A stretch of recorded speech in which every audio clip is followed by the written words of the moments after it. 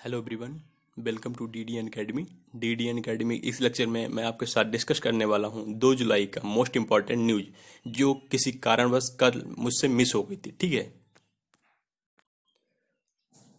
दोस्तों, जैसे पता होगा 1 अगस्त को हमारे यहाँ 1 अगस्त को मुस्लिम महिला अधिकार दिवस मनाया जाता है। क्यों मनाया जाता?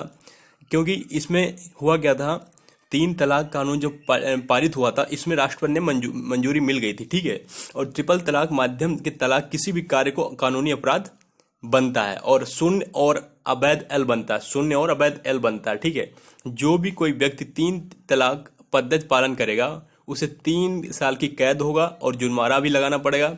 और अगर कोई महिला, अविवाहित महिला, अपने नाबालिग बच्चों की स्टडी लेना अधिकार भी उसी के अकॉर्डिंग लागू होता है। ठीक है, अब बात करता हूं। फिर अभी एक सरकारी योजना मिशन चालू है, आपको भी पता होगा। अटल इनोवेशन मिशन ने बिल मेलिंडा गेट्स फाउंडेशन ने आपस में साझेदारी करके एक कार्यक्रम स्टार्ट किया। ठीक है, फिर आज कुछ वॉइस में प्रॉब्लम हो रही तो उसको मैनेज आप कर लेना। ठीक है, तो मैं बताता हूं क्यों किया। देखो, अटल मिशन और बिल मेलिंडा गेट्स फाउंडेशन ने वावधानी फाउंडेशन के साथ हाथ मिला लिया। ठीक है, इसका प्रयास ये रहेगा कि स्टार्टअप उद्यमियों को समर्थन के साथ साथ मजबूत और कार्यक्रम में ये विकसित करेगा ताकि कोई प्रॉब्लम ना है और हमें सबसे ज्यादा सक्रिय नेटवर्क विकसित हो सके। ठीक है, इसलिए इन्होंने इस कार्य स्टार्ट किया। ठीक है, अब बात करता हूं मैं।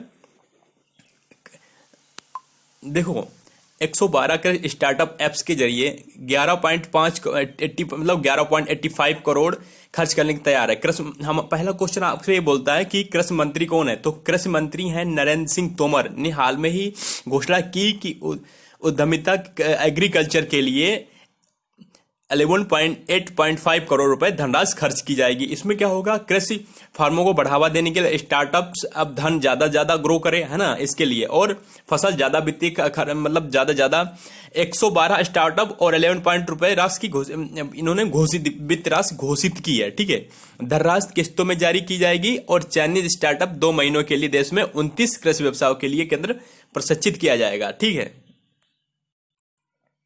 फिर दूसरी आपके लिए न्यूज है। नितिन गडकरी ने हाल में ही बिहार में गंगा नदी पर महात्मा गांधी सेतु अपस्ट्रीम कवरेज का उद्घाटन किया। ठीक है, ये वाली न्यूज की बात कर रहा हूं। इसमें क्या होगा, सड़क परिवहन और राजमार्ग मंत्री नितिन गडकरी जी ने वीडियो कॉन्फ्रेंस के माध्यम से बिहार गंगा नदी पर महात्मा गांधी पुल अपस्ट्रीम कवरेज का उद्घाटन किया है कि इसकी लंबाई है 5.5 किलोमीटर। पटना हाजीपुर के बीच NH-19 पर लेन पुल खड़ा किया। इसका निर्माण कितना होगा, 1742 करोड़ की लागत लगेगी। ठीक है, आपके एग्जाम पर्पज से क्या है, संस्थापक कौन, भारत सरकार, स्थापित 9 नवंबर 2014 किया गया, क्षेत्राधिकारी भारत सरकार और मुख्यालय नई दिल्ली। ठीक है दोस्तों, दूसरी आपके लिए बड़ी न्यूज ये है। लेह कारगिल को लद्दाख नवगठित संघ क्षेत्र स्मार्ट शहरों के लिए विकसित किया जाना है। ठीक है, जो केंद्र लेह और कारगिल लद्दाख है ना, वहां पे संघ क्षेत्र स्मार्ट शहरों के रूप में विकसित करेगा। ठीक है, लद्दाख के बुनियादी ढांचे को सुधार और रोजगार अवसर पैदा होंगे वहां पे। गृह मंत्रालय ने यह प्रस्ताव काम करते हुए कहा है कि शहरी मामलों में दोनों शहरों में योजना रिपोर्ट तैयार करने केंद्र शासित प्रदेश का मार्गदर्शन करने के लिए स्मार्ट सिटी निदेशक राहुल कपूर के तहत राहुल कपूर के तहत 5 सदस्यीय टीम गठन होगी। ठीक है, ये था। और इंपॉर्टेंट दोस्तों आपके लिए ये है, नवीनतम पुलिस मैनुअल के साथ अब आंध्र प्रदेश के बाद गुजरात जो बना है ना, दूसरा राज्य बना है। ये नवीनतम पुलिस होती क्या है मैं बताता हूं। ये पहले गुजरात दूसरा बना, पहला अगर पूछ ले पहला कौन सा, तो पहला आंध्र प्रदेश था। ठीक है, ये एनुअल जो होता है ना, 45 साल के अंतराल गुजरात पुलिस के बल तैयार किया जा रहा है। इसमें होता क्या है, अगर कोई जैसे साइबर अपराध हो गया या फोरेंसिक विज्ञान हो गया, सोशल मीडिया निगरानी के लिए ये पुलिस तैयार की जाती है, धोखाधड़ी के लिए। तो इसमें एक क्या हुआ, क्या इसमें ई बुक के रूप में pocket cop mobile application upload किया जाएगा और इसमें अगर कोई किसी को पता चल रहा है कि कोई भी, चाहे कोई भी हो, चाहे नकली मुद्रा हो, मानव तस्करी हो या अपराध हो, तो आप आपसे इस पे रिपोर्ट कर सकते हो। तो इसको नवीनतम एनुअल पुलिस वर्क कार्य बोला जाता है। ठीक है, ये था दोस्तों। अब आपके साथ एक न्यूज में और बता रहा हूं। जम्मू कश्मीर राज्य विधायक सेवा ने मुख्य न्यायाधीश जे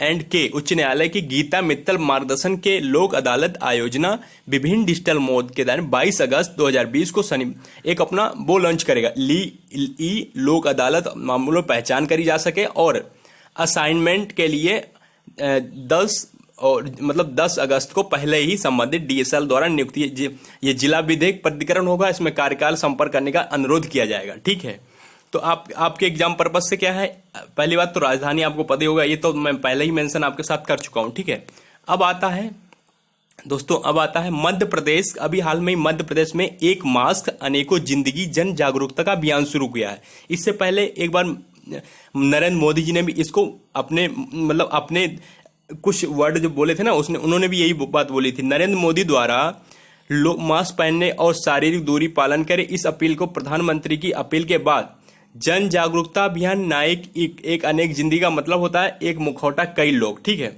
जन माध्यम के जरिए 15 अगस्त को आयोजित की जाएगी। इस अभियान के तहत कोविड-19 संकट बचाव करने के लिए किया जाए, तो इसको मध्य प्रदेश ने लागू करा है। ठीक है दोस्तों, इससे मध्य प्रदेश में नगर निगम उस थीम शहर में अनेक जागरूकता के रथ भी चलाया जाएगा और मास्क बैंक की स्थापना एक मास्क अनेक जिंदगी अभियान के तहत भी की जाएगी। इसकी बात कर रहा हूं मैं। इस मुखौटा बैंक दाताओं मुखौटा एकमात्र किए जाएंगे और गरीब लोगों से मुफ्त वितरित किए जाएंगे। गरीब लोगों को मुफ्त में कोई पैसा नहीं लिया जाएगा, उसे फ्री में दिए जाएंगे। ठीक है, अब बात कर लेते हैं थोड़ा।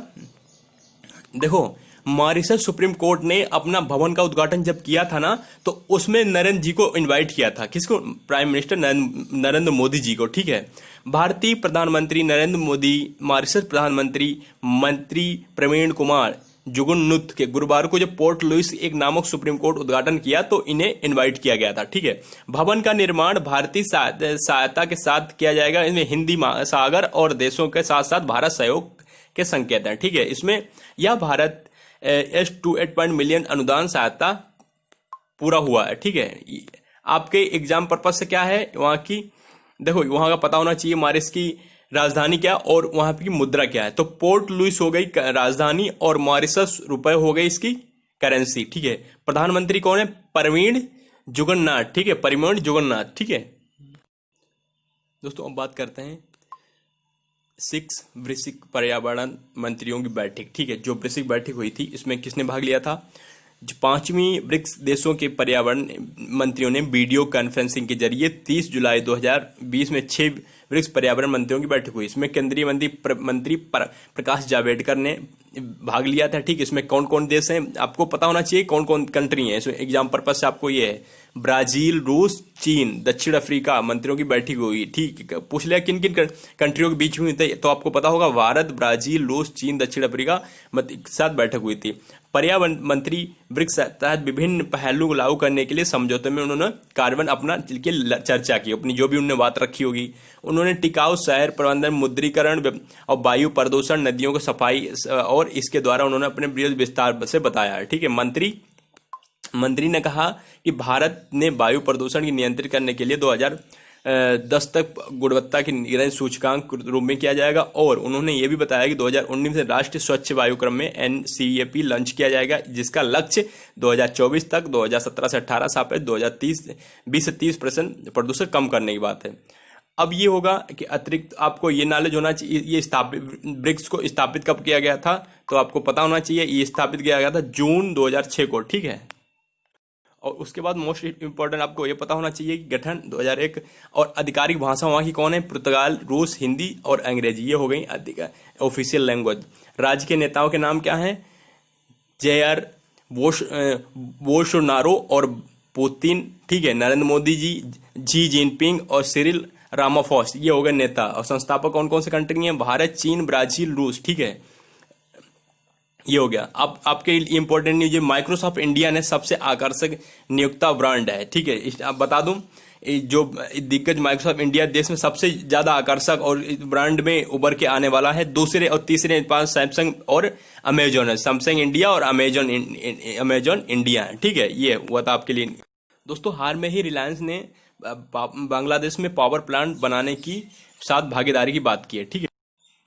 दोस्तों रिलायंस ने क्या किया है, एलएनजी पावर, भारत की रिलायंस पावर जापान जेआरएफ के साथ अपने उद्यमियों को परियोजनाओं कंपनियों माध्यम बांग्लादेश में एक नया गैस पावर जनरेट करने की बात की है। उससे होगा क्या, इसमें कुल $642 मिलियन, जिसमें Japan bank of international corporation शामिल है, आवंटित किया जाएगा। परियोजनाओं को बांग्लादेश की राजधानी ढाका से लगभग 40 किलोमीटर दूर दक्षिण पूर्व में मेघाट नागराज में स्थापित किया जाएगा। इसमें 744 मेगावाट की प्रकृति उपयुक्त बिजली परियोजना का निर्माण संचालन करेगी। इसमें होगा का पावर प्लांट, ठीक है, जो इसमें दी गई ये संख्या, इससे पुनः गैसीकृत प्रक्रिया गैस एलएनपीजी द्वारा बिजली की आपूर्ति की जाएगी दोस्तों, ठीक है।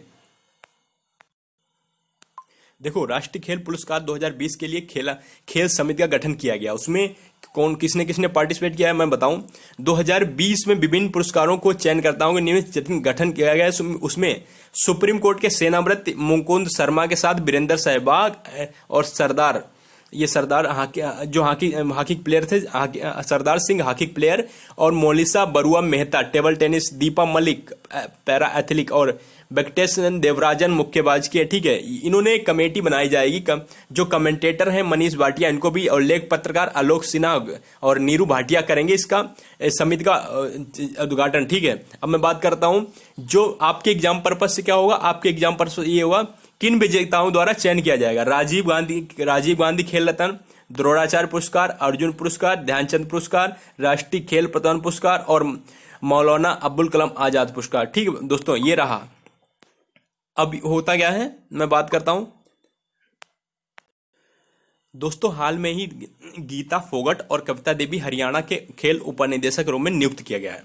आपको पता होगा जो गीता फोगट हैं देवी हैं, ये सहायक प्लेयर हैं। ये फोगट कबड्डी और हरियाणा से बिलोंग करती हैं और कबड्डी खेलती हैं, ठीक है।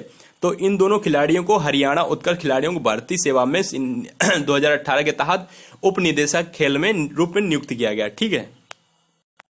साइंस के अकॉर्डिंग आपको देखा जाए, विज्ञान और प्रौद्योगिकी पार्टी का इसरो ने निजी क्षेत्र श्रीहरिकोटा में अपना लॉन्च पैड स्थापन करने की अनुमति दी है। भारतीय अंतरिक्ष अनुसंधान संगठन इसरो ने निजी श्रीहरिकोटा लॉन्च करने में अपना स्वयं का स्थापित करने अनुमति मांगी है। उसने अपना रॉकेट अंतरिक्ष लॉन्च कर सके, ठीक है। इसरो के अनुसार यदि निजी क्षेत्र में आवेदन करने में आप बढ़ सकते हो, तो ये अंतरिक्ष एजेंसी नहीं चाहती कि उद्योग पूरी तरह से स्थापित होने का इंतजार करे, ठीक है।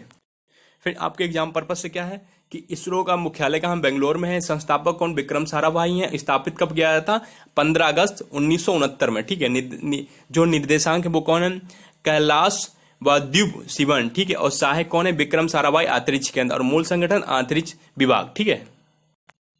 अब दोस्तों आता है मोटी शोक संदेश। आपको पता होगा जेके उच्च न्यायालय न्यायाधीश संजय गुप्ता का निधन हो गया। ये जम्मू कश्मीर के हाई कोर्ट के मौजूदा जस्टिस संजय गुप्ता बीमारी के कारण उनका 59 वर्ष में उनका देहांत हो गया, ठीक है। 2004 में न्यायमूर्ति गुप्ता उच्च न्यायालय सीधी भर्ती के रूप में चुना गया था और अतिरिक्त जिला और सत्र न्यायाधीश डोडा के रूप में नियुक्त किया गया था, ठीक है। अब आता है सैंको गोल्ड सीएमडी शंकर जी का निधन हो गया। ये सैंको गोल्ड डायमंड ज्वेलरी चलाने वाले गोल्ड अध्यक्ष प्रबंधक निदेशांकर शंकर सेन का कोलकाता में निधन हुआ। ये वह 60 साल के थे। वह ऑल इंडिया एम्ड ज्वेलरी और डोमेस्टिक काउंसिल उपाध्यक्ष भी थे दोस्तों। ज्वेलरी सेक्टर कल्याण सभी हितधारकों के लिए ये घरेलू निकाय थे, ठीक है। अब बात करता हूं मैं वृद्ध यो तेगलुक अभिनेता जो रावी कोडाल का निधन हुआ। वो एक लेखक भी थे, निर्देशांक भी थे, ठीक है। और इनका निजी अस्पताल में मतलब जो हृदय की गति थी वो अंदर नहीं जा रही थी, इसके कारण उनका 88 वर्ष में इनका निधन हो गया। राव ने मुख्य रूप से तेगलुक 600 से अधिक दक्षिण भारतीय फिल्मों अभियान किया है, जुड़े थे। और इनकी अभिनेता बात करता हूं 1958 में तेगलुक फिल्म शोभा ने अपना डेब्यू किया था। अगर पूछ लेता है कि इन कब से डेब्यू किया था, इन शोभा से डेब्यू किया था। फिल्मों में प्रवेश करने के पहले उन्होंने अंग्रेजी और तेगलुक दैनिक समाचार में भी का भी काम किया और लेखक स्तंभकार के रूप में काम किया है, ठीक है। दोस्तों एक जापानी फैशन डिजाइनर कोयमटो का निधन हुआ। ये 76 साल की थी, ठीक है। फिर मलयालम अभिनेता अनिल मुरली का निधन हुआ।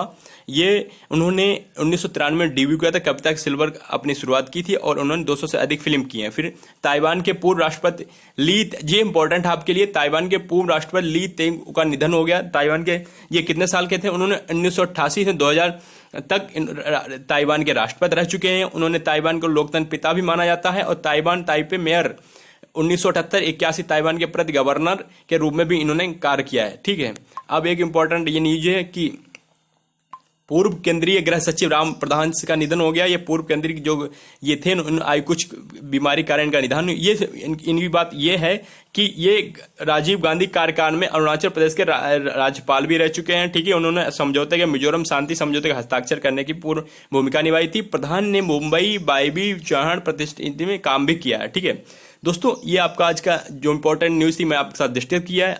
आशा करता हूँ काफ़ी कुछ आपको जानने को मिलेगा। अगर लगता है कुछ और भी ऐड करना तो आप बताइएगा, मैं ऐड करूँगा। और आप अगर चैनल पर नया रखे प्लीज़ चैनल को सब्सक्राइब करिए, बेल आइकन प्रेस करिए ताकि आने वाली नई क्लासों का नोटिफिकेशन आप तक पहुँचा रहे। Thank you for listening for watching this lecture.